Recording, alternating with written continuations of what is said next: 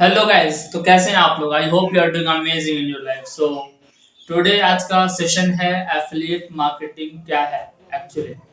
ठीक है ना? तो बेसिक हम यही समझेंगे एफिलिएट मार्केटिंग है क्या।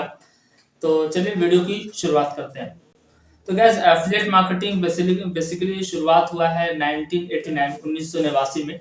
दो लोगों के थ्रू ये एफिलिएट मार्केटिंग का शुरुआत किया गया, एक रॉबिन्स बोल के उसके नाम से। ठीक है, वो लोग दो फाउंडर्स है जो शुरुआत किया एफिलिएट मार्केटिंग का। लेकिन एफिलिएट मार्केटिंग तो बेसिकली इंडिया में पहले था ही नहीं, क्योंकि अमेजन जो इतनी पुरानी कंपनी है वो 1994 में अपनी कंपनीज में लागू किया था एफिलिएट करना। ठीक है, तो एफिलिएट मार्केटिंग है क्या, आज इसी पे बात करेंगे। क्योंकि पहले आउट ऑफ इंडिया में क्या था, एफिलिएट मार्केटिंग का बहुत चर्चा था। रीजन ये था क्योंकि किसी कंपनी को बहुत हेल्प मिलता था किसी प्रोग्राम को एफिलिएट करके, वो सेल उसका ज्यादा हो रहा था। तो ये रीजन था, इसलिए एफिलिएट मार्केटिंग वहां चलन में था और ज्यादा चल रहा था। लेकिन हम समझेंगे कि एफिलिएट मार्केटिंग इंडिया में कैसे आया और क्यों इतना ज्यादा ग्रोथ मिल रहा है एफिलिएट मार्केटिंग को। तो रीजन बेसिकली यही है, क्योंकि अगर हम अपनी भाषा में बात करें एफिलिएट मार्केटिंग क्या है, तो बस ये है कि जैसे आप किसी भी प्रोडक्ट्स है, जो भी कुछ है प्रोडक्ट्स है, अगर हम वो प्रोडक्ट को आपको सजेस्ट करेंगे या कोई आपको सजेस्ट करेगा कि ये प्रोडक्ट ले लीजिए, ये प्रोडक्ट ज्यादा अच्छा है आपके हेल्थ के लिए या कोई चीज के लिए, तो वो सपोज आपको एफिलिएट कर रहा है, वो ज्यादा फ्रीज कर रहा है वो प्रोडक्ट लेने के लिए, क्योंकि वो प्रोडक्ट पे उसको कुछ कमीशन आएगा।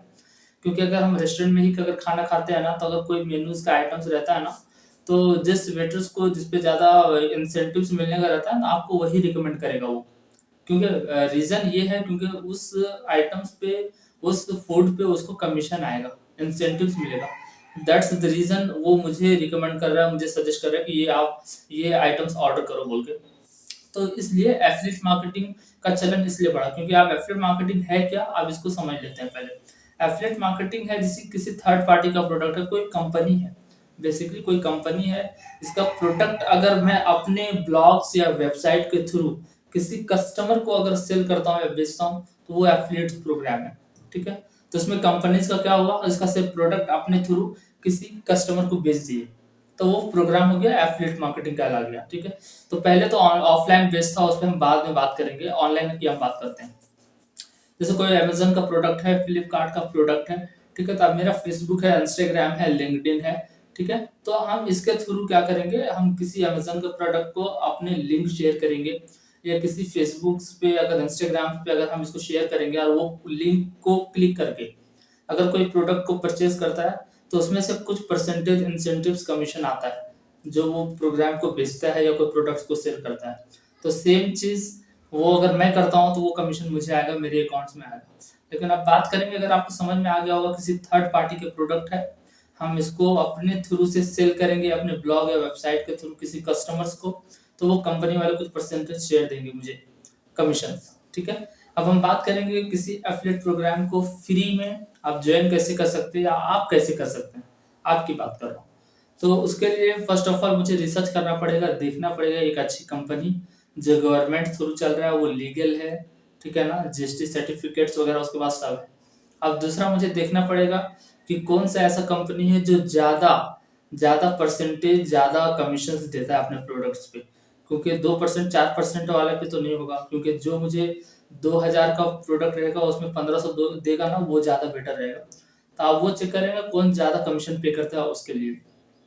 अब तीसरी बात ये रह गया है कि अब उसमें हमको अकाउंट्स बनाना है, किस तरह बनाते हैं, वो सब सारी चीजें भी दिखाएंगे, बताएंगे। वो आपको यूट्यूब पे भी आराम से मिलेगा, अगर अमेजन के साथ में एसोसिएट करेंगे तो वो चीज देखेंगे।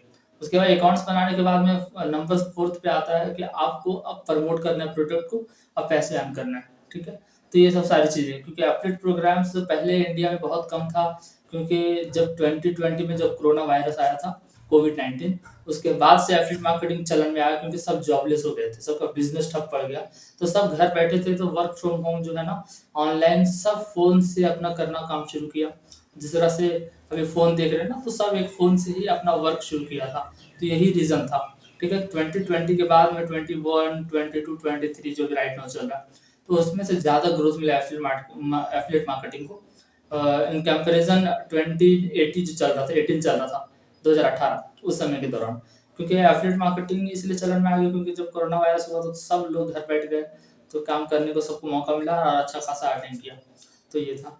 तो मुझे उम्मीद है आपको ये वीडियोस में समझ में आया होगा। समझ में आया तो लाइक करें, शेयर और सब्सक्राइब। हम आगे वाले वीडियोस में बताएंगे डिजिटल प्रोडक्ट, फिजिकल प्रोडक्ट क्या है, वो कौन सा आपके लिए बेटर रहेगा, क्या अच्छा है, वो सब सारी चीजें बात करेंगे। Till the time be consistency, because consistency is the most important thing to change yourself.